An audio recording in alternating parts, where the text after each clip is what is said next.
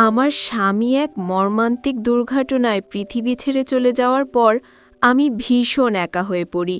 আমার ৩ মেয়েকে নিয়ে তখন জীবনটা কঠিন হয়ে উঠেছিল। দিন রাত আমার একটাই দুশ্চিন্তা ছিল, কিভাবে ওদের পড়াশোনা চালিয়ে যাব, ওদের ভবিষ্যৎকে আলোকিত করব। সময়ের সঙ্গে সঙ্গে আমি মানসিকভাবে ভেঙে পড়লেও হাল ছাড়িনি। ঠিক তখনই আমার পরিবার এবং কাছের মানুষরা এগিয়ে আসে। আমার আপন ভাতিজা আমাকে মায়ের মতো সম্মান করে সব সময় পাশে থেকেছে। শুধু আমার নয়, আমার কন্যাদের প্রতিও তার যত্ন ও দায়িত্বশীলতা ছিল অবিশ্বাস্য। তার সহমর্মিতা, সহযোগিতা এবং সাহস আমাকে নতুন করে বাঁচতে শিখিয়েছে। কিন্তু বন্ধুরা, আমি জানতাম না যে এই ভাইপোকে আমি আমার নিজের ছেলের মতোই মনে করতাম। কিন্তু সেই ভাইপোই যে একদিন আমার জীবনে... বন্ধুরা, বাকিটা গল্পেই বলছি। আশা করি বন্ধুরা তোমরা আমার পুরো গল্পটি মনোযোগ সহকারে শুনবা, নিশ্চয়ই অনেক মজা পাবা। তাহলে চলো বন্ধুরা, আর কথা না বাড়িয়ে মূল গল্পে চলে যাই। বন্ধুরা, আমার নাম প্রমি ব্যানার্জি। আমি কলকাতার একজন বিধবা মহিলা। একসময় আমার জীবনটা ছিল হাসি খুশিতে ভরা, কিন্তু আমার স্বামী আদিত্যর হঠাৎ মৃত্যুতে সবকিছু যেন এক মুহূর্তে থমকে গিয়েছিল। যে বাড়িটা একসময় আদিত্যর আর আমার ৩ মেয়ের কলকালিতে মুখর থাকত, সেই বাড়িটাতেই নেমে এসেছিল এক গভীর শূন্যতা। আমার মেয়েরা, যারা সারাক্ষণ নিজেদের মধ্যে খেলাধুলা আর ঝগড়া করে বাড়ি মাতিয়ে রাখত, তারা একদম চুপ হয়ে গিয়েছিল। বাবার আকস্মিক চলে যাওয়াটা ওদের ছোট্ট মনে এতটাই গভীর ছাপ ফেলেছিল যে তাদের মুখের দিকে তাকালে আমার ভেতরটা দুমড়ে মুচড়ে যেত। আমি বুঝতে পারছিলাম ওদের জীবনে বাবার এই শূন্যস্থান হয়তো আর কেউ কোনোদিন পূরণ করতে পারবে না। সময় অবশ্য তার নিজের নিয়মেই বয়ে চলে। জীবনের কঠিন বাস্তবতাকে মেনে নিয়ে আমি আর আমার মেয়েরা ধীরে ধীরে স্বাভাবিক হওয়ার চেষ্টা করতে লাগলাম। কিন্তু আমাদের জীবনটা আর আগের মতো রঙিন ছিল না। সবকিছুই যেন একটা নিয়মের গণ্ডিতে বাঁধা পড়ে গিয়েছিল। সকালে ঘুম থেকে ওঠা, মেয়েদের স্কুলে পাঠানো, নিজে স্কুলে চাকরি করতে যাওয়া, আর সন্ধে ফিরে এসে বাড়ির কাজ করা, সবকিছুই ছিল যান্ত্রিক। মনে হতো আমাদের জীবন থেকে সব আনন্দ আর উচ্ছ্বাস কেউ যেন মুছে নিয়ে গেছে। আমরা শুধু বেঁচে থাকার জন্যই বেঁচেছিলাম, কিন্তু জীবনের সেই পুরনো স্পন্দনটা কোথাও যেন হারিয়ে গিয়েছিল। এরই মধ্যে আমার ভাসুর অজিত ব্যানার্জি একদিন ফোন করে জানালেন যে তার ছেলে রোহান পড়াশুনোর জন্য কলকাতায় আসতে চায়। হোস্টেলে একা রাখতে তিনি ভরসা পাচ্ছিলেন না, তাই যদি রোহান আমাদের সাথে থেকে পড়াশোনা করতে পারে তাহলে তিনি নিশ্চিন্ত হন। এই প্রস্তাবে আমি এক কথায় রাজি হয়ে গেলাম। ভাবলাম বাড়িতে নতুন একজন সদস্য এলে হয়তো এই নিস্তব্ধতা কিছুটা কাটবে। আমার মেয়েরাও একজন দাদার মতো সঙ্গী পাবে, যার সাথে তারা খেলতে পারবে, গল্প করতে পারবে। রোহানের আগমন আমাদের এই ফ্যাকাশে হয়ে যাওয়া জীবনে এক ছলক তাজা বাতাস নিয়ে আসার সম্ভাবনার মতো মনে হয়েছিল। রোহান যেদিন আমাদের বাড়িতে প্রথম পা রাখল, সেদিন তাকে দেখে আমার আদিত্যর ছোটবেলার কথা মনে পড়ে গিয়েছিল। গ্রামের সরল, শান্ত আর লাজুক একটা ছেলে, চোখে মুখে এক রাস স্বপ্ন, আর নতুন শহরে এসে মানিয়ে নেবার সামান্য ভয়। আমার মেয়েরাও তাদের নতুন দাদাকে পেয়ে খুব খুশি হয়েছিল। প্রথম রোহান একটু গুটিয়ে থাকলেও আমার মেয়েদের ভালোবাসায় আর আন্তরিকতায় সে খুব তাড়াতাড়ি আমাদের পরিবারের একজন হয়ে উঠল। তার উপস্থিতিতে আমাদের বাড়ির সে পুরনো প্রাণচঞ্চলতা যেন আবার একটু একটু করে ফিরতে শুরু করল, যা দেখে আমার মনে এক অবর্ণনীয় শান্তি অনুভূত হল। রোহান আসার পর থেকে আমাদের দৈনন্দিন জীবনে একটা সুন্দর পরিবর্তন এলো।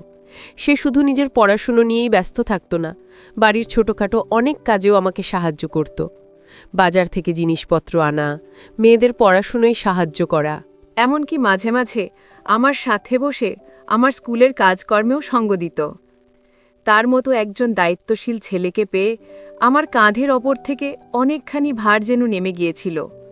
আমি রোহানের মধ্যে আমার প্রয়াত স্বামী আদিত্য ছায়া দেখতে পেতাম। আদিত্যও ঠিক এমনই ছিল, শান্ত, দায়িত্বমান আর পরিবারের প্রতি যত্নশীল। আমার আর আদিত্যর প্রেম করে বিয়ে হয়েছিল।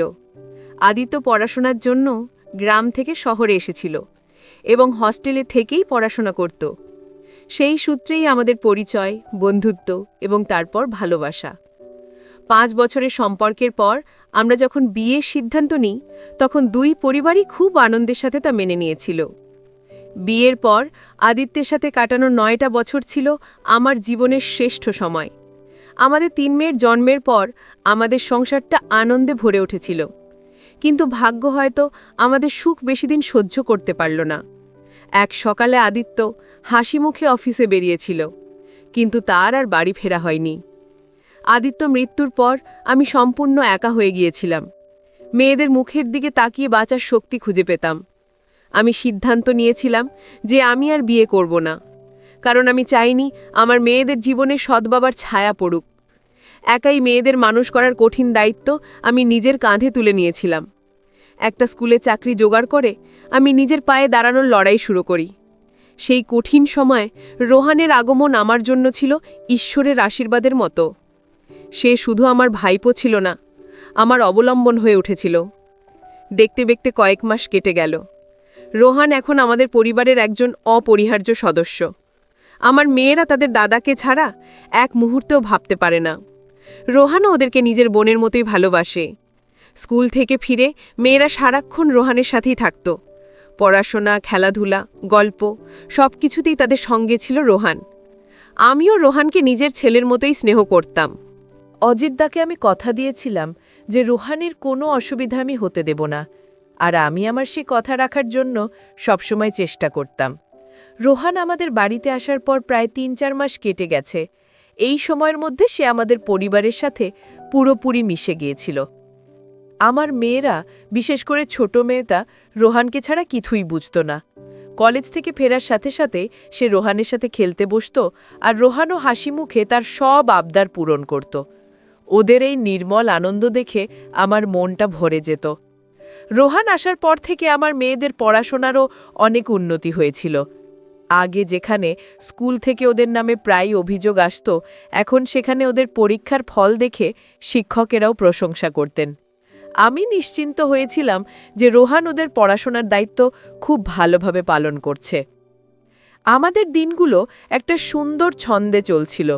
আমি সকালে মেয়েদের নিয়ে স্কুলে চলে যেতাম, আর রোহান কলেজে যেত। বিকেলে আমরা সবাই একসাথে বাড়ি ফিরতাম। আমি রান্নাঘরে ব্যস্ত হয়ে পড়তাম, আর রোহান মেয়েদের নিয়ে পড়তে বসত। সন্ধ্যায় আমরা সবাই মিলে একসাথে বসে টিভি দেখতাম বা গল্প করতাম। অনেকদিন পর আমাদের পরিবারে আবার সেই পুরনো হাসির শব্দ শোনা যাচ্ছিল।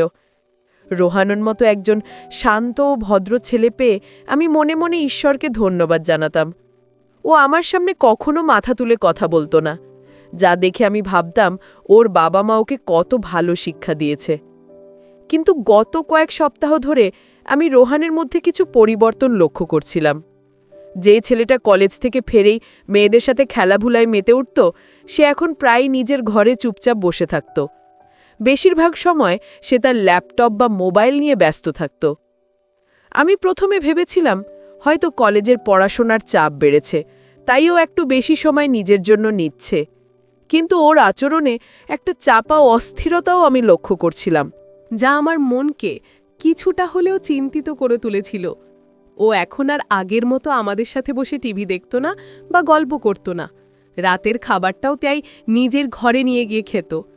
আমি কয়েকবার ওকে জিজ্ঞেস করার চেষ্টা করেছিলাম যে ওর কোনো সমস্যা হচ্ছে কিনা বা কলেজের পড়াশোনা নিয়ে কোনো চাপে আছে কিনা, কিন্তু প্রতিবারই ও প্রসঙ্গটা এড়িয়ে যেত আর বলতো যে সব কিছু ঠিক আছে। ওর এই এড়িয়ে যাওয়ার ভঙ্গিটা আমার সন্দেহকে আরও বাড়িয়ে তুলল। আমি ওর কাকিমা হিসেবে ওর ভালোর কথাই ভাবতাম। অজিতদা আমার ওপর ভরসা করে তার ছেলেকে আমার কাছে রেখে গেছেন। ওর কোনো অসুবিধা হলে আমি নিজেকে বা অজিতদাকে কি জবাব দেব, এই চিন্তাটা আমাকে অস্থির করে তুলছিল। একদিন রাতে খাওয়ার পর সবাই যখন ড্রয়িং রুমে বসে টিভি দেখছি, তখন রোহান নিজের ঘরে চলে গেল। আমার মেয়েরা তাদের প্রিয় কার্টুন দেখতে ব্যস্ত ছিল। আমি ওদেরকে টিভি দেখতে বলে আস্তে করে রোহানের ঘরের দিকে এগিয়ে গেলাম। ওর ঘরের দরজাটা সামান্য ভেজানো ছিল। আমি দরজার ফাঁক দিয়ে ভেতরে উকি দিলাম।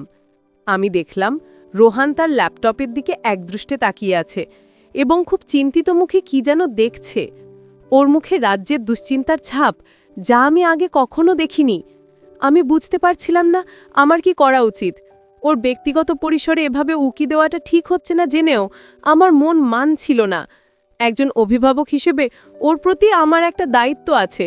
যদিও কোনো সমস্যায় পড়ে ফাঁদে, তাহলে আমাকেই তো ওর পাশে দাঁড়াতে হবে। আমি কিছুক্ষণ দ্বিধাগ্রস্ত হয়ে দরজার বাইরে দাঁড়িয়ে রইলাম। তারপর মনকে শক্ত করে ভাবলাম আমাকে সরাসরি ওর সাথে কথা বলতে হবে। হয়তো ও সংকোচের কারণে আমাকে কিছু বলতে পারছে না। আমি দরজায় হালকা টোকা দিয়ে ভেতরে প্রবেশ করলাম। আমাকে হঠাৎ করে ওর ঘরে দেখে রোহান চমকে উঠল এবং দ্রুত তার ল্যাপটপটা বন্ধ করে দিল। ওর এই আচরণে আমার সন্দেহ আরও ঘনীভূত হলো। আমি ওর পাশে গিয়ে বসলাম এবং খুব শান্তভাবে জিজ্ঞেস করলাম, রোহান, তোর কি কোনো সমস্যা হয়েছে? আমাকে খুলে বলতে পারিস। আমি তোর কাকিমা, বন্ধুর মতোই। যদি কোনো সমস্যায় পড়িস তাহলে আমাকে বললে হয়তো আমি তোকে সাহায্য করতে পারব। আমার কথা শুনে রোহান মাথা নিচু করে রইল, কোনো উত্তর দিল না। ওর নীরবতা আমাকে আরও বেশি উদ্বিগ্ন করে তুলল। আমি ওর কাঁধে হাত রেখে আবার বললাম, দেখ, তুই যদি আমাকে না বলিস তাহলে আমি বুঝব কি করে? তোর মুখটা দেখ, কেমন শুকিয়ে গেছে। পড়াশোনার চাপ নাকি অন্য কোনো সমস্যা? আমাকে নির্ভয়ে বল। রোহান কিছুক্ষণ চুপ থেকে তারপর ভাঙা ভাঙা গলায় বলল, না কাকিমা, তেমন কিছু না। এমনি কলেজের একটা প্রজেক্ট নিয়ে একটু চিন্তায় আছি। আমি বুঝতে পারলাম ও সত্যিটা লুকাচ্ছে। রোহানের কাছ থেকে কোনো সন্তোষজনক উত্তর না পেয়ে আমার মনের ভেতরটা আরও বেশি অস্থির হয়ে উঠল। আমি বুঝতে পারছিলাম যে ও নিশ্চিতভাবেই কিছু একটা লুকাচ্ছে, কিন্তু সেটা যে কি তা আমি কিছুতেই আন্দাজ করতে পারছিলাম না। আমি ওর ঘর থেকে বেরিয়ে এলাম, কিন্তু সারা রাত আমার চোখে ঘুম এলো না। নানা রকম দুশ্চিন্তা আমার মাথায় ঘুরপাক খেতে লাগল। আজকালকার যুগে ছেলেমেয়েরা খুব সহজেই ভুল পথে চলে যায়। শহরের পরিবেশ, নতুন বন্ধুবান্ধব, সবকিছু মিলিয়ে ও কোনো খারাপ সঙ্গে জড়িয়ে পড়েনি তো? এই চিন্তাটা আমার উদ্বেগকে কয়েক গুণ বাড়িয়ে দিল। পরের দিন থেকে আমি রোহানের ওপর একটু নজর রাখার সিদ্ধান্ত নিলাম, যদিও কাজটা আমার নিজের কাছে খুব খারাপ লাগছিল। আমি চাইনি ওর ব্যক্তিগত জীবনে হস্তক্ষেপ করতে, কিন্তু একজন অভিভাবক হিসেবে আমার দায়িত্ববোধ আমাকে এটা করতে বাধ্য করল। আমি লক্ষ্য করলাম রোহানের কাছে প্রায়ই অজানা নম্বর থেকে ফোন আসে, এবং ফোন আসলেই ও ঘরের বাইরে বা ছাদে চলে যায় কথা বলার জন্য। ওর কথাবার্তার মধ্যেও একটা গোপনীয়তার ছাপ ছিল স্পষ্ট। এছাড়াও ও ইদানিং প্রায়ই আমার কাছে নানা অজুহাতে টাকা চাইত, কখনো বই কেনার নামে, কখনো কলেজের ফি দেওয়ার নামে। আমি প্রথম কিছু না ভেবেই ওকে টাকা দিতাম, কিন্তু যখন টাকার অঙ্কটা বাড়তে লাগলো এবং ওর চাওয়ার পরিমাণ ঘন ঘন হতে লাগলো, তখন আমার খটকা লাগলো। আমি জানি অজিতদা প্রতি মাসেই ওর খরচের জন্য পর্যাপ্ত টাকা পাঠান, তাহলে ওর অতিরিক্ত টাকার কি প্রয়োজন পড়ছে? আমি একদিন সাহস করে ওকে জিজ্ঞেসই করে ফেললাম, রোহান, তোর বাবা তো প্রতি মাসেই তোকে টাকা পাঠায়, তারপরও তোর এত টাকা লাগছে কেন? সব ঠিক আছে তো? আমার প্রশ্নে ও কেমন যেন ঘাবড়ে গেল এবং তোতলাতে বলল যে ওর কিছু দামি বই আর নোটস কিনতে হচ্ছে, তাই অতিরিক্ত টাকা লাগছে। ওর উত্তরে আমি সন্তুষ্ট হতে পারলাম না। আমার মনে হলো কিছু একটা ঠিক নেই। আমি সিদ্ধান্ত নিলাম আমাকে এর তল পর্যন্ত যেতে হবে। আমি ওর বাবা অর্থাৎ অজিতদাকে ফোন করে একবার জিজ্ঞেস করার কথা ভাবলাম, কিন্তু পরক্ষণেই মনে হলো যদি বিষয়টা তেমন গুরুতর কিছু না হয় তাহলে অজিতদা অকারণে চিন্তা করবেন। তাই আমি ভাবলাম তার আগে আমি নিজেই একবার তদন্ত করে দেখি। আমি ওর কলেজের ঠিকানায় গিয়ে খোঁজ নেবার কথা ভাবলাম, ওর বন্ধুদের সাথে কথা বলার চেষ্টা করব ভাবলাম। একদিন আমি স্কুল থেকে তাড়াতাড়ি ছুটি নিয়ে সোজা রোহানের কলেজে চলে গেলাম। ওর ডিপার্টমেন্টে গিয়ে আমি ওর কয়েকজন সহপাঠীর সাথে কথা বলার সুযোগ পেলাম। তাদের সাথে কথা বলে আমি যা জানতে পারলাম তাতে আমার পায়ের তলার মাটি সরে যাওয়ার উপক্রম হলো। আমি জানতে পারলাম রোহান গত 1 মাস ধরে নিয়মিত কলেজে আসছে না। সে বেশিরভাগ দিনই ক্লাস করে না এবং তার কয়েকজন নতুন বন্ধু জুটেছে যাদের সাথে সে কলেজের বাইরেই বেশি সময় কাটায়। এই বন্ধুরা কলেজে খুব একটা ভালো ছাত্র হিসেবে পরিচিত নয়। এই খবরটা শোনার পর আমার মাথা ঘুরতে শুরু করলো। আমি বুঝতে পারলাম আমার আশঙ্কাই সত্যি হতে চলেছে। রুহান নিশ্চিতভাবেই কোনো ভুল পথে পা বাড়িয়েছে, কিন্তু কি সেই ভুল পথ সেটা আমি তখনও জানতে পারিনি। আমি কলেজের এক কোণায় দাঁড়িয়ে ভাবতে লাগলাম, এখন আমার কি করা উচিত। রোহানকে সরাসরি জিজ্ঞেস করলে ও হয়তো আবার মিথ্যে কথা বলে এড়িয়ে যাবে। আমাকে এমন কিছু করতে হবে যাতে আমি ওর কাছ থেকে সত্যিটা বের করতে পারি। কলেজ থেকে ভারাক্রান্ত মন নিয়ে আমি বাড়ি ফিরলাম। বাড়িতে ফিরে দেখি রোহান তখনও ফেরেনি। আমার মেয়েরা আমার জন্য অপেক্ষা করছিল। আমি ওদেরকে কোনোভাবে সামলে নিয়ে ভাবতে লাগলাম কিভাবে এই সমস্যার সমাধান করা যায়। রোহান আমার ওপর অর্পিত একটি দায়িত্ব। আমি কোনোভাবেই এই দায়িত্ব পালনে ব্যর্থ হতে পারি না। আমাকে যেভাবেই হোক ওকে এই বিপদ থেকে রক্ষা করতে হবে, এর আগেই যে সবকিছু হাতের বাইরে চলে যায়। রাতে রোহান যখন বাড়ি ফিরল তখন অনেক দেরি হয়ে গেছে। আমি ওর জন্য অপেক্ষা করছিলাম। ওকে দেখে আমার মনে হলো ও যেন সারাদিন পর খুব ক্লান্ত হয়ে ফিরেছে। আমি ওকে কিছু না বলে শুধু রাতের খাবারটা বেড়ে দিলাম। ও চুপচাপ খেয়ে নিজের ঘরে চলে গেল। আমি ওর চলে যাবার পথের দিকে তাকিয়ে রইলাম আর ভাবতে লাগলাম, এই শান্ত লাজুক ছেলেটার আড়ালে কোন রোহান লুকিয়ে আছে যাকে আমি এখনও চিনতে পারিনি। আমার মন বলছিল খুব শিগগিরই একটা ঝড়ের সম্মুখীন হতে হবে আমাকে। কলেজ থেকে রোহানের ব্যাপারে ওই উদ্বেগজনক তথ্য পাওয়ার পর আমি ঠিক করলাম যে আমাকে আরও সতর্ক হতে হবে এবং আসল সত্যটা খুঁজে বের করতে হবে। আমি বুঝতে পারছিলাম সরাসরি চাপ দিয়ে ওর কাছ থেকে কিছু জানা যাবে না, তাই আমি অন্য পথ অবলম্বন করার সিদ্ধান্ত নিলাম। আমি ভাবলাম ওর ল্যাপটপ বা মোবাইলে হয়তো কোনো সূত্র পাওয়া যেতে পারে। যদিও অন্যের ব্যক্তিগত জিনিস ঘাঁটা যে অনৈতিক, কিন্তু পরিস্থিতি আমাকে বাধ্য করছিল। আমি নিজেকে বোঝালাম যে এটা আমি ওর ভালোর জন্যই করছি। একজন অভিভাবক হিসেবে এটা আমার কর্তব্য। আমি সুযোগের অপেক্ষায় রইলাম। একদিন বিকেলে রোহান কলেজ থেকে ফিরে খুব তাড়াহুড়ো করে বলল যে ওর এক বন্ধুর বাড়িতে গ্রুপ স্টাডি আছে এবং ফিরতে রাত হবে। ও তাড়াতাড়ি তৈরি হয়ে বেরিয়ে গেল। আমি দেখলাম যাওয়ার সময়ও তাড়াহুড়োয় ওর ল্যাপটপটা টেবিলের উপরই রেখে গেছে, যেটা ও সাধারণত সব সময় নিজের সাথে রাখে বা আলমারিতে তালা দিয়ে রাখে। আমার মনে হলো এটাই সুযোগ। আমার ভেতরটা বিবেকের দংশনে কষ্ট পেলেও আমি ওর ভবিষ্যতের কথা ভেবে মনকে শক্ত করলাম। আমার মেয়েরা তখন নিজেদের ঘরে খেলছিল। আমি আস্তে করে রোহানের ঘরে ঢুকলাম এবং দরজাটা ভেতর থেকে হালকা করে ভেজিয়ে দিলাম। আমার বুকটা ধুকধুক করছিল। মনে হচ্ছিল যেন আমি কোনো অপরাধ করতে যাচ্ছি। আমি ওর ল্যাপটপটা খুললাম। সৌভাগ্যবশত ওটাতে কোনো পাসওয়ার্ড দেওয়া ছিল না। আমি ওর ব্রাউজিং হিস্ট্রি চেক করা শুরু করলাম। যা দেখলাম তাতে আমার চোখ কপালে ওঠার জোগাড় হলো। ওর হিস্ট্রি জুড়ে ছিল বিভিন্ন অনলাইন গেমিং এবং বাজি ধরার সাইটের লিঙ্ক। আমি কয়েকটি সাইট খুলে দেখলাম সেগুলো ছিল টাকার বিনিময়ে খেলার ওয়েবসাইট। আমি আরও গভীরে যাওয়ার জন্য ওর সোশ্যাল মিডিয়া অ্যাকাউন্টগুলো চেক করতে শুরু করলাম। সেখানে ওর সেই নতুন বন্ধুদের সাথে কিছু চ্যাটের হবিশ পেলাম। সেই চ্যাটগুলো পড়ে আমি স্তম্ভিত হয়ে গেলাম। আমি জানতে পারলাম রোহান এক জটিল অনলাইন গেমিং চক্রের ফাঁদে পড়েছে। ওর বন্ধুরা ওকে প্রথমে বিনামূল্যে কিছু গেম খেলার লোভ দেখায়, তারপর ধীরে ধীরে ওকে টাকার বাজি লাগাতে উৎসাহিত করে। প্রথম দিকেও কিছু টাকা যেতেও, কিন্তু তারপর থেকে ও ক্রমাগত হারতে শুরু করে। চ্যাটগুলো থেকে আমি আরও জানতে পারলাম যে রোহান এই খেলায় হেরে গিয়ে অনেক টাকা দেনা করে ফেলেছে। ওর বন্ধুরা, যারা আসলে ওই চক্রেরই সদস্য, তারা এখন ওকে টাকা পরিশোধ করার জন্য চাপ দিচ্ছে। রোহান আমার কাছ থেকে বই কেনা বা কলেজের ফি দেওয়ার নামে যে টাকাগুলো নিত, সেগুলো আসলে এই অনলাইন গেমিংয়ের দেনাশোধ করার জন্যই নিত। আমি ওর ইমেল চেক করে কয়েকটি উদ্বেগজনক বার্তা দেখতে পেলাম, যেখানে ওকে টাকা ফেরত না দিলে পরিণতি ভালো হবে না বলে চাপ দেওয়া হয়েছে। এই সব কিছু জানার পর আমার মাথা কাজ করা বন্ধ করে দিয়েছিল। আমি ভাবতেও পারিনি যে গ্রামের সেই সহজ সরল লাজুক ছেলেটা এত বড় একটা ভুলের শিকার হবে। আমার ওর জন্য মায়া হচ্ছিল, আবার ওর বোকামির জন্য রাগও হচ্ছিল। ও কেন একবারও আমাকে সত্যিটা বলল না? আমি তো ওকে সাহায্য করতে পারতাম। হয়তো লজ্জায় বা ভয়েও আমাকে কিছু বলতে পারেনি। আমি বুঝতে পারলাম রোহান এখন একটা গভীর সমস্যার মধ্যে ডুবে আছে, যেখান থেকে একা বেরিয়ে আসা ওর পক্ষে সম্ভব নয়। আমি দ্রুত ল্যাপটপ থেকে সব প্রমাণ আমার মোবাইলে ট্রান্সফার করে নিলাম এবং ল্যাপটপটা ঠিক আগের মতো জায়গায় রেখে দিলাম।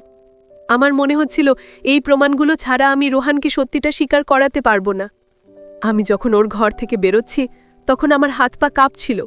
আমি কি করব, কিভাবে এই পরিস্থিতি সামলাবো, কিছুই বুঝে উঠতে পারছিলাম না। অজিতদাকে কি সবটা এখনই জানিয়ে দেব, নাকি আগে রোহানের সাথে একবার শেষবারের মতো কথা বলবো? আমি সিদ্ধান্ত নিলাম আগে আমি রোহানের সাথে কথা বলবো। আমি ওকে একটা সুযোগ দিতে চাই। আমি দেখতে চাই ও নিজের ভুলটা স্বীকার করে কিনা। আমি ড্রয়িং রুমে এসে সোফায় বসে পড়লাম। আমার মাথায় তখন হাজারো চিন্তা। আমি শুধু রোহানের বাড়ি ফেরার অপেক্ষা করতে লাগলাম। আমার মনে হচ্ছিল আজকের রাতটা আমাদের পরিবারের জন্য এক জটিল রাত হতে চলেছে। এই ঝড়ের পর আমাদের সম্পর্কগুলো কোন দিকে মোড় নেবে তা সময় বলে দেবে। অনেক রাত করে রোহান বাড়ি ফিরল। ওর মুখের দিকে তাকিয়েই বোঝা যাচ্ছিল যে ও প্রচণ্ড মানসিক চাপের মধ্যে আছে। ওর চোখ দুটো লাল, চুলগুলো এলোমেলো। আমাকে ড্রয়িং রুমে বসে থাকতে দেখে ও চমকে উঠল। ও হয়তো ভেবেছিল আমি ঘুমিয়ে পড়েছি। আমি ওর দিকে শান্ত কিন্তু দৃঢ় দৃষ্টিতে তাকালাম। আমার চাহনি দেখেই হয়তো ও কিছুটা আন্দাজ করতে পেরেছিল যে কিছু একটা ঠিক নেই। ও মাথা নিচু করে নিজের ঘরের দিকে এগিয়ে যেতে চাইল। আমি ওকে থামালাম, বললাম, রোহান, আমার সাথে কিছুক্ষণ কথা আছে, এখানে এসে বস। আমার গলার আওয়াজটা হয়তো একটু কঠোর ছিল, তাই ও আর কোনো কথা না বাড়িয়ে আমার সামনের সোফাটায় এসে বসল। ঘরের মধ্যে তখন একটা অস্বস্তিকর নীরবতা বিরাজ করছিল। আমি কিছুক্ষণ চুপ করে থেকে ওর প্রতিক্রিয়া লক্ষ্য করছিলাম। ও একবারও আমার চোখের দিকে তাকানোর সাহস পাচ্ছিল না। ওর মাথাটা নিচু হয়েই ছিল। আমি আর ভূমিকা না করে সরাসরি ওকে ওর ল্যাপটপের কথা জিজ্ঞাসা করলাম। বললাম, আজ তোর ল্যাপটপটা আমি খুলেছিলাম। এই কথা শোনার সাথে সাথে ওর মুখটা ফ্যাকাশে হয়ে গেল। ও চমকে উঠে আমার দিকে তাকালো। ওর চোখে ছিল ভয় আর অপরাধ বোধের ছাপ। আমি আমার মোবাইলটা বের করে ওকে সেই অনলাইন গেমিং সাইটগুলোর স্ক্রিনশট আর ওর বন্ধুদের সাথে চ্যাটের কিছু অংশ দেখালাম। প্রমাণগুলো দেখে ওর আর অস্বীকার করার কোনো উপায় ছিল না। আমি ওকে শান্তভাবে বললাম, আমি সবকিছু জেনে গেছি রোহান। তোর কলেজে না যাওয়া, তোর বন্ধুদের পাল্লায় পড়ে অনলাইন গেমিংয়ে আসক্ত হওয়া আর দেনার দায়ে ডুবে যাওয়া, সব কিছু। আমি শুধু তোর মুখ থেকে সত্যিটা শুনতে চাই। কেন করলি এমনটা? আমরা কি তোকে কোনো কিছুর অভাব রেখেছিলাম? একবারও আমাকে নিজের সমস্যাটা জানানোর প্রয়োজন মনে করলি না? আমার কথাগুলো শুনে রোহানের চোখ দিয়ে জল পড়তে শুরু করল। ও কান্নায় ভেঙে পড়ল। অনেকক্ষণ কান্নার পর ও ধীরে ধীরে সবটা খুলে বলতে শুরু করল। ও স্বীকার করল যে কলেজের কিছু নতুন বন্ধুর পাল্লায় পড়ে ওই ক্ষতিকর খেলার ফাঁদে পা দিয়েছে।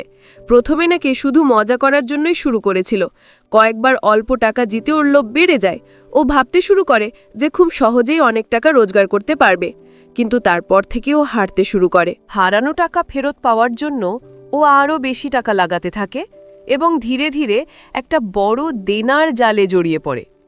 ও কাঁদতে কাঁদতে বলল যে ও খুব ভয় পেয়ে গিয়েছিল। দেনার টাকা শোধ করার জন্য পাওনাদাররা ওকে চাপ দিচ্ছিল। তাই ও বাধ্য হয়ে আমার কাছে মিথ্যে কথা বলে টাকা নিয়েছে। ও আমাকে বা ওর বাবাকে সত্যিটা বলার সাহস পায়নি। ওর মনে হয়েছিল সত্যিটা জানলে আমরা ওকে ভুল বুঝব, ওর ওপর থেকে বিশ্বাস হারিয়ে ফেলব। ও বলল, আমি খুব বড় ভুল করে ফেলেছি কাকিমা। আমি বুঝতে পারিনি যে এটা একটা ফাঁদ। আমাকে বাঁচাও কাকিমা, আমি এই চক্র থেকে বেরোতে চাই। ওর অসহায় আত্মসমর্পণ দেখে আমার মনের ভেতরটা নরম হয়ে গেল। আমার রাগটা কমে গিয়ে ওর জন্য করুণা হলো। আমি বুঝতে পারলাম ও বয়সের দোষে এবং লোভে পড়ে একটা ভুল করে ফেলেছে। কিন্তু এখন ও নিজের ভুলটা বুঝতে পেরেছে এবং অনুতপ্ত। একজন অভিভাবক হিসাবে এখন ওকে বকাবকি করার চেয়ে ওর পাশে দাঁড়ানোটা বেশি জরুরি। ওকে এই বিপদ থেকে উদ্ধার করাটাই এখন আমার প্রথম এবং প্রধান কর্তব্য। আমি ওর কাঁধে হাত রেখে ওকে আশ্বস্ত করলাম। বললাম, ভুল মানুষই করে রোহন, কিন্তু সবচেয়ে বড় কথা হলো নিজের ভুলটা স্বীকার করা এবং সেটা শোধরানোর চেষ্টা করা। তুই যে সত্যিটা স্বীকার করেছিস, এটাই অনেক। এখন আর ভয় পাস না। আমরা সবাই মিলে এই সমস্যার সমাধান করব। আমি তোর পাশে আছি। আমার কথা শুনে ও যেন কিছুটা ভরসা পেল। ওর কান্না কিছুটা থামল। আমি ওকে বললাম যে এই বিষয়টা ওর বাবাকে জানাতেই হবে, কারণ এটা একটা বড় সমস্যা এবং একা আমার পক্ষে হয়তো পুরোটা সামলানো সম্ভব হবে না। প্রথমে ও একটু ভয় পেলেও পরে আমার যুক্তিতে রাজি হলো। আমরা সিদ্ধান্ত নিলাম পরের দিন সকালেই আমরা অজিত দাকে ফোন করে সব কিছু খুলে বলবো এবং তার পরামর্শ অনুযায়ী পরবর্তী পদক্ষেপ নেব। সেই রাতে আমার আর রোহানের মধ্যে আর কোনো কথা হলো না, কিন্তু আমি অনুভব করলাম আমাদের মধ্যে যে দূরত্বের দেওয়ালটা তৈরি হয়েছিল সেটা যেন ভেঙে গেছে। পরদিন সকালে আমি আর রোহান একসাথেই অজিতদাকে ফোন করলাম। আমি ফোনটা স্পিকারে দিয়েছিলাম যাতে রোহানও পুরো কথোপকথনটা শুনতে পায়। আমি খুব শান্তভাবে গুছিয়ে অজিতদাকে পুরো ঘটনাটা খুলে বললাম। রোহান কিভাবে খারাপ সঙ্গে জড়িয়ে অনলাইন গেমিংয়ের ফাঁদে পা দিয়েছে, কিভাবে অনেক টাকা দেনা করে ফেলেছে এবং এখন সে কতটা অনুতপ্ত, সব কিছু আমি তাকে জানালাম। আমার কথা শোনার সময় অজিতদা সম্পূর্ণ চুপ ছিলেন। তার নীরবতাটা আমার বুকের ভেতরটা কাঁপিয়ে দিচ্ছিল। সবটা শোনার পর অজিতদা কিছুক্ষণ কোনো কথা বললেন না। তারপর একটা দীর্ঘশ্বাস ফেলে যা বললেন তার জন্য আমি প্রস্তুত ছিলাম না। তিনি কান্নারত গলায় বললেন যে তিনি রোহানকে কলকাতায় পাঠিয়ে হয়তো সবচেয়ে বড় ভুল করেছেন। তিনি নিজেকে দোষারোপ করতে লাগলেন। আমি তাকে শান্ত করার চেষ্টা করলাম এবং বললাম যে এটা রোহানের বয়সের দোষ, এতে তার কোনো হাত নেই। এখন আমাদের ওকে দোষারোপ না করে কিভাবে এই সমস্যা থেকে বের করে আনা যায় সেই চেষ্টা করতে হবে। এরপর অজিতদা রোহানের সাথে কথা বলতে চাইলেন। রোহান ভয়ে ভয়ে ফোনটা হাতে নিল। ফোনের ওপার থেকে বাবার গম্ভীর কিন্তু স্নেহমাখা গলা শুনে ও আবার কান্নায় ভেঙে পড়ল। ওর বাবার কাছে ওর ভুলের জন্য ক্ষমা চাইল। অজিতদা ওকে বকাবকি করলেন না, বরং একজন বন্ধুর মতো করে বোঝালেন। তিনি বললেন, জীবনে ভুল সবাই করে বাবা, কিন্তু সেই ভুল থেকে শিক্ষা নিয়ে যে ঘুরে দাঁড়াতে পারে সেই আসল মানুষ। তুই ভুল করেছিস, কিন্তু এখন তোকে সেই ভুলটা শুধরে নিতে হবে। আমাদের তিনজনের মধ্যে দীর্ঘক্ষণ আলোচনা হলো। অজিত বললেন যে তিনি দেনার সমস্ত টাকা পরিশোধ করে দেবেন। তিনি সেই চক্রের লোকেদের ফোন নাম্বার চাইলেন এবং বললেন যে তিনি নিজেই তাদের সাথে কথা বলবেন। তিনি আরও সিদ্ধান্ত নিলেন যে তিনি পরের দিনই কলকাতায় আসছেন। তিনি চান রোহানের কাউন্সিলিংয়ের ব্যবস্থা করতে, যাতে ওই মানসিক ধাক্কাটা সামলে উঠতে পারে এবং ভবিষ্যতে এই ধরনের প্রলোভন থেকে নিজেকে দূরে রাখতে পারে। তার এই পরিণত সিদ্ধান্ত দেখে আমার মনটা শ্রদ্ধায় ভরে গেল। অজিতদার সাথে কথা বলার পর রোহান অনেকটাই হালকা বোধ করল। ওর মনের ওপর থেকে একটা বিশাল ভার যেন নেমে গেল। বাবার কাছ থেকে বকাঝকার পরিবর্তে সমর্থন পেয়ে ও হয়তো নতুন করে বাঁচার সাহস খুঁজে পেল। আমি ওকে বুঝিয়ে বললাম যে ওর বাবা ওকে কতটা ভালোবাসেন। আমি ওকে বললাম, দেখলি তো, বাবা মা কখনো সন্তানের ওপর বেশিক্ষণ রাগ করে থাকতে পারেন না। তারা সবসময় সন্তানের মঙ্গলই চান। তোর উচিত তোর বাবার এই বিশ্বাসের মর্যাদা রাখা। পরের দিন অজিতদা কলকাতা এলেন। বাবাকে দেখে রোহান কান্নায় তার বুকে ঝাঁপিয়ে পড়ল। বাবা ও ছেলের সেই আবেগঘন মুহূর্ত দেখে আমারও চোখে জল চলে এলো। অজিতদা প্রথমে সেই দেনাদারদের সাথে কথা বলে সমস্ত টাকা পরিশোধ করার ব্যবস্থা করলেন। তিনি কঠোরভাবে তাদের জানিয়ে দিলেন যে তারা যদি ভবিষ্যতে রোহানকে আর বিরক্ত করে তাহলে তিনি আইনের সাহায্য নিতে বাধ্য হবেন। তার দৃঢ় পদক্ষেপে সমস্যাটার একটা তাৎক্ষণিক সমাধান হলো। এরপর অজিতদা একজন ভালো মনোবিদের সাথে যোগাযোগ করলেন এবং রোহানের কাউন্সেলিং সেশন শুরু করালেন।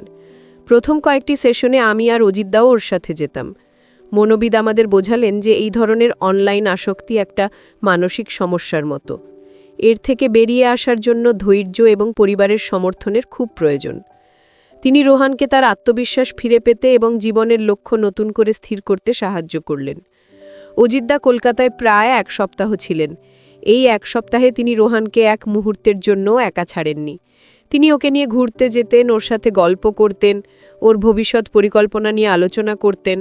বাবার এই সঙ্গ রোহানের জন্য ওষুধের মতো কাজ করল। আমি দেখলাম রোহান ধীরে ধীরে তার পুরনো হাসি খুশি জীবনে ফিরে আসছে।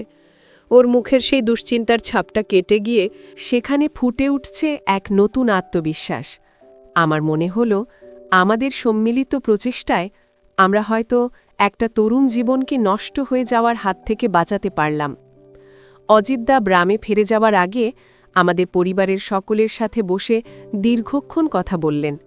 তিনি আমার প্রতি কৃতজ্ঞতা প্রকাশ করলেন, কারণ আমি সঠিক সময়ে রোহানের সমস্যাটা ধরতে পেরেছিলাম এবং তাকে একজন মায়ের মতো আগলে রেখেছিলাম। আমি তাকে বললাম যে এটা আমার কর্তব্য ছিল। রোহান শুধু আমার ভাইপো নয়, সে আমার ছেলের মতোই। তার বিপদে আমি যদি পাশে না দাঁড়াই তাহলে কে দাঁড়াবে? আমাদের এই পারিবারিক বন্ধনই আমাদের সবচেয়ে বড় শক্তি। আমরা সবাই মিলে সিদ্ধান্ত নিলাম যে রোহান তার পড়াশুনো এখানেই চালিয়ে যাবে। তবে এবার তাকে আরও বেশি দায়িত্বশীল হতে হবে। অজিতদা রোহানকে খুব স্পষ্টভাবে বুঝিয়ে দিলেন যে তিনি তাকে দ্বিতীয়বার সুযোগ দিচ্ছেন, কিন্তু এই সুযোগের অপব্যবহার করলে পরিণতি ভালো হবে না। রোহানও তার বাবাকে এবং আমাকে কথা দিল যে সে আর কখনো আমাদের বিশ্বাস ভাঙবে না এবং পড়াশোনায় মন দিয়ে নিজের ভবিষ্যৎ উজ্জ্বল করার চেষ্টা করবে। তার চোখের মধ্যে আমি এক নতুন দৃঢ়তার ছাপ দেখতে পেলাম, যা আমাকে আশ্বস্ত করল। অজিতদা ফিরে যাবার পর আমাদের জীবনযাত্রা আবার নতুন করে শুরু হলো। তবে এবার সবকিছুতেই একটা পরিবর্তন ছিল। রোহান এখন অনেক বেশি পরিণত এবং দায়িত্বশীল। সে নিয়মিত কলেজে যেতে শুরু করল এবং পড়াশোনায় আগের চেয়ে অনেক বেশি মনোযোগী হল। তার সেই বাজে বন্ধুদের সঙ্গও সে পুরোপুরি ত্যাগ করেছে। কলেজ থেকে ফেরে সে এখন বেশিরভাগ সময় আমার মেয়েদের সাথে কাটায় বা নিজের পড়াশোনা নিয়ে ব্যস্ত থাকে।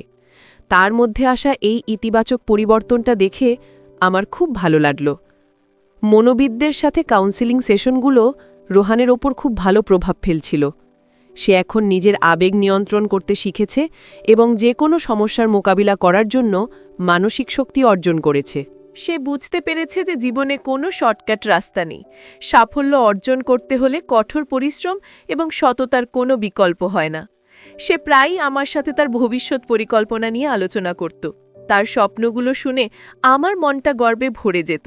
আমিও রোহানের প্রতি আমার ব্যবহার কিছুটা পরিবর্তন করেছিলাম। আমি ওর সাথে এখন বন্ধুর মতো মিশতাম। ওর সুবিধে অসুবিধে, ভালো লাগা মন্দ লাগা সব কিছু নিয়ে ওর সাথে খোলাখুলি আলোচনা করতাম। আমি চাইতাম আমাদের মধ্যে যেন কোনো রকম দূরত্বের দেওয়াল না থাকে, যাতে ভবিষ্যতে কোনো সমস্যায় পড়লে ও নির্দ্বিধায় আমার সাথে শেয়ার করতে পারে। আমাদের এই নতুন সম্পর্কটা আমাদের পরিবারকে আরও বেশি শক্তিশালী করে তুলেছিল। দেখতে দেখতে কয়েক মাস কেটে গেল। রোহানের কলেজের পরীক্ষার ফল বের হলো। ও খুব ভালো নম্বর পেয়ে পাশ করেছে। খবরটা শুনে আমরা সবাই খুব খুশি হয়েছিলাম। আমি সাথে সাথে অজিতদাকে ফোন করে সুখবরটা দিলাম। তিনি শুনে এতটাই আনন্দিত হলেন যে তার গলার আওয়াজটা খুশিতে বুঝে আসছিল। তিনি রোহানের সাথে কথা বললেন এবং ওকে অনেক আশীর্বাদ করলেন। আমি বুঝতে পারলাম আমাদের সকলের প্রচেষ্টা অবশেষে সফল হয়েছে। এই ঘটনার পর থেকে রোহান শুধু পড়াশোনাতেই নয়, জীবনের প্রতিটা ক্ষেত্রে অনেক বেশি সতর্ক হয়ে গিয়েছিল। সে এখন টাকার মূল্য বুঝতে শিখেছে। সে তার বাবার পাঠানো টাকা খুব হিসেব করে খরচ করত এবং প্রতিটা খরচের হিসেব রাখত। এমনকি সে একটা পার্ট টাইম টিউশনিও জোগাড় করে নিয়েছিল, যাতে সে নিজের ছোটখাটো খরচগুলো নিজেই চালাতে পারে। ওর এই আত্মনির্ভরশীল হওয়ার চেষ্টাটা আমার খুব ভালো লেগেছিল। আমি প্রায় ভাবি, সেদিন যদি আমি রোহানের পরিবর্তনটা দেখেও না দেখার ভান করে থাকতাম তাহলে কি হতো? হয়তো একটা সম্ভাবনাময় জীবন অন্ধকারে হারিয়ে যেত। এই ঘটনাটা আমাকে শিখিয়েছে যে পরিবারের সদস্যদের, বিশেষ করে তরুণদের প্রতি আমাদের সব সময় সজাগ দৃষ্টি রাখা উচিত। তাদের আচরণে কোনো অস্বাভাবিক পরিবর্তন দেখলে সেটাকে এড়িয়ে না গিয়ে তার কারণ খোঁজার চেষ্টা করা উচিত।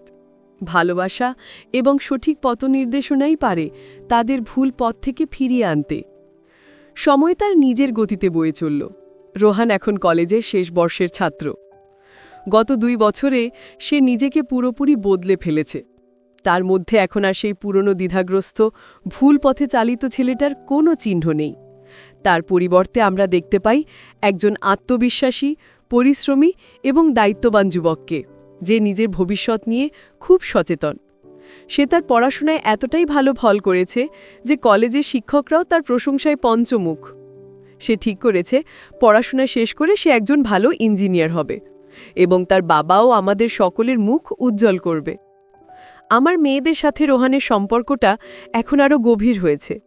সে ওদের কাছে শুধু একজন দাদা নয়, একজন বন্ধু, শিক্ষক এবং অভিভাবকের মতো।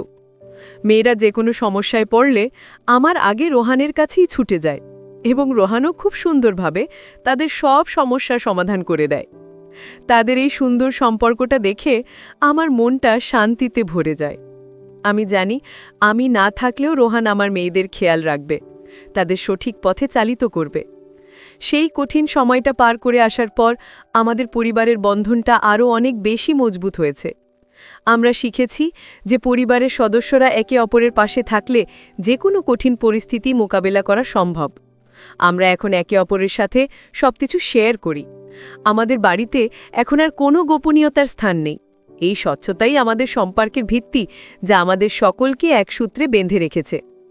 রোহান মাঝে মাঝে সেই পুরনো দিনের কথা মনে করে লজ্জিত হয়। আমি ওকে বোঝাই যে অতীতকে নিয়ে পড়ে থাকলে চলবে না। অতীত থেকে শিক্ষা নিয়ে বর্তমানকে সুন্দর করে সাজিয়ে তুলতে হবে এবং ভবিষ্যতের দিকে এগিয়ে যেতে হবে। ওর জীবনের ওই ভুলটা ছিল একটা মূল্যবান শিক্ষা, যা ওকে শিখিয়েছে কোনটা ঠিক আর কোনটা ভুল। এই শিক্ষাটাই ওকে আগামী দিনে পথ চলতে সাহায্য করবে। কিছুদিন আগে রোহান তার পার্ট টাইম টিউশনি থেকে জমানো টাকা দিয়ে আমার জন্য একটা সুন্দর শাড়ি কিনে এনেছিল। ও যখন শাড়িটা আমার হাতে দিয়ে আমার পায়ে হাত দিয়ে প্রণাম করল, তখন আমার চোখ দুটো জলে ভরে গিয়েছিল। ও বলল, কাকিমা, তুমি সেদিন আমার পাশে না দাঁড়ালে আমার জীবনটা হয়তো নষ্ট হয়ে যেত। তুমি আমাকে নতুন জীবন দিয়েছ। এই সামান্য উপহার দিয়ে আমি তোমার সেই ঋণের সামান্য অংশও শোধ করতে পারবো না। ওর কথা শুনে আমি ওকে বুকে জড়িয়ে ধরেছিলাম। বন্ধুরা, আমার এই গল্পের মাধ্যমে আমি আপনাদের একটা কথাই বলতে চাই। জীবন চলার পথে আমরা সবাই কম বেশি ভুল করি। বিশেষ করে তরুণ বয়সে আবেগের বশে বা প্রলোভনের ফাঁদে পড়ে অনেকেই ভুল পথে চালিত হয়। কিন্তু ভুল করাটা অপরাধ নয়। অপরাধ হলো ভুলটা জেনেও সেটাকে শুধরে না নেওয়া। পরিবারের দায়িত্ব হলো সেই ভুল করা সদস্যটিকে দূরে ঠেলে না দিয়ে তাকে ভালোবাসা দিয়ে, সঠিক পরামর্শ দিয়ে সঠিক পথে ফিরিয়ে আনা। বন্ধুরা, গল্পের শেষে আমি তোমাদেরকে বলবো, পারিবারিক বন্ধন এবং সঠিক সম্পর্ক যে কোনো সমস্যার সর্বোত্তম সমাধান। আজকালকার ডিজিটাল যুগে আমাদের সন্তানেরা কাদের সাথে মিশছে, ইন্টারনেটে তারা কি করছে, সেদিকে নজর রাখা প্রত্যেক অভিভাবকের কর্তব্য। তবে নজরদারি মানে শাসন নয়, বরং বন্ধুত্বপূর্ণ সম্পর্কের মাধ্যমে তাদের জীবনের অংশ হয়ে ওঠা। বিশ্বাস, ভালোবাসা এবং সঠিক পথ নির্দেশনা দিয়ে যদি আমরা আমাদের সন্তানদের পাশে দাঁড়াতে পারি, তাহলে তারা কোনোদিনও ভুল পথে যাবে না। আর যদি কখনো ভুল করেও ফেলে, তাহলে সেই ভুল থেকে শিক্ষা নিয়ে তারা আরও শক্তিশালী হয়ে জীবনের পথে এগিয়ে যেতে পারবে। মনে রাখবেন, একটি ভুলের জন্য একটি জীবনকে শেষ হয়ে যেতে দেওয়া যায় না। সহানুভূতির হাত বাড়িয়ে দিলে প্রতিটি ভুল মানুষই নিজেকে শুধরে নেওয়ার সুযোগ পায়। বন্ধুরা, আমার গল্পটি যদি তোমাদের ভালো লাগে, তাহলে লাইক, শেয়ার এবং সাবস্ক্রাইব করে পাশে থেকো। আর বন্ধুরা, তোমরা এতক্ষণ ধৈর্য ধরে গল্পটি শোনার জন্য তোমাদের সবাইকে অসংখ্য ধন্যবাদ।